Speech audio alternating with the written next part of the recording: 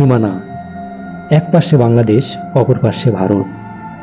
বাংলাদেশ ভারতের ঘটে যাওয়া সাম্প্রতিক বিষয়ের উপর ভিত্তি করে আজকের এই ভিডিওটি তৈরি করা হয়েছে। দেখতে পাচ্ছেন বাংলাদেশ ভারতের কাঁটাতারবিহীন বেড়া, যা শুধু বেড়া না, মৃত্যুফাঁদ হিসেবে পরিচিত। গ্রামের ছোট্ট ছেলে সানি বিল্ডার, তার স্বপ্ন ছিল একদিন সে বড় হয়ে বিমানের পাইলট হবে।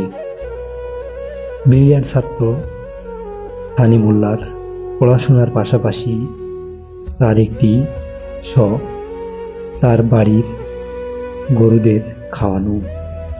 তাই তো সে প্রতিদিনের ন্যায় ঘাস কাটতে মাঠে যাওয়ার জন্য কাস্তে নিয়ে প্রস্তুত। মা, ঘাস কাটতে গেলাম।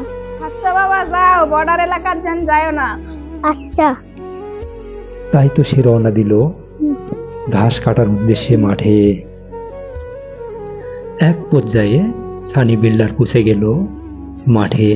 তার হাতে ছিল একটি কাস্তে এবং অপর হাতে ছিল একটি বস্তা। বস্তাটি রেখে কাস্তে নিয়ে বসে পড়ল ঘাস কাটার উদ্দেশ্যে বাংলাদেশি সীমানায়। গভীর মনোযোগ দিয়ে ঘাস কেটে যাচ্ছিল। উদ্দেশ্য ছিল বস্তা ভরে নিয়ে গিয়ে গরুকে খাওয়াবে। এতটাই গভীর মনোযোগ ছিল যে কখন সে ভারতীয় সীমানায় পৌঁছে গিয়েছে নিজেও জানে না। ঠিক তখনই ভারতীয় বিএসএফ দল পৌঁছে গেল ভারতীয় বর্ডার এলাকায়। তারা পায়চারি করে এদিক ওদিক দেখছে আর নিজেদের মধ্যে কথা কখন করছে।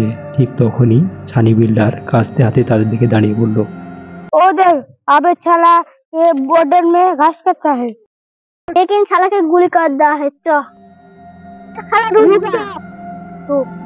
रुक जा, साला रुक जा। বিএসএফেরা তাড়া করলো বাংলাদেশি ছেলেটিকে। ঠিক একটু পরেই শোনা গেল আকাশ ভাঙা গুলির আওয়াজ।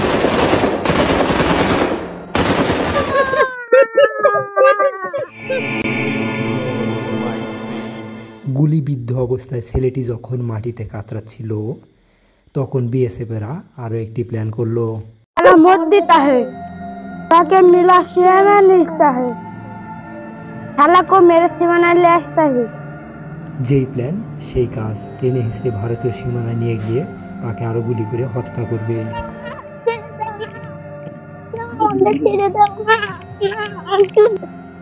ছেলেটি বারবার বলছিল, আমাকে ছেড়ে দাও, আমি বাংলা মায়ের কোলে মরব। আমি আমার বাংলাদেশে মরতে পেরেছি, এটাই বড় স্বাধীনতা। জয় হোক বাংলাদেশ। অবশ্যই সে ছেলেটি বিএসএফের হাত থেকে নিজেকে রক্ষা করে বাংলাদেশি সীমানায় এসে শেষ নিঃশ্বাস ত্যাগ করল। আর এইভাবেই বাংলাদেশ ভারতের সীমানার বেড়াকলে পড়ে প্রতিনিয়ত প্রাণ দিতে হচ্ছে অসংখ্য সানি বিল্ডারের মতো যুবকদের।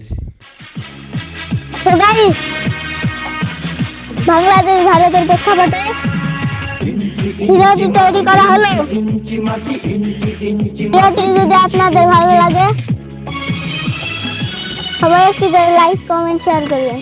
পরবর্তী ভিডিও দেখার আমন্ত্রণ হলো। সবাইকে ধন্যবাদ।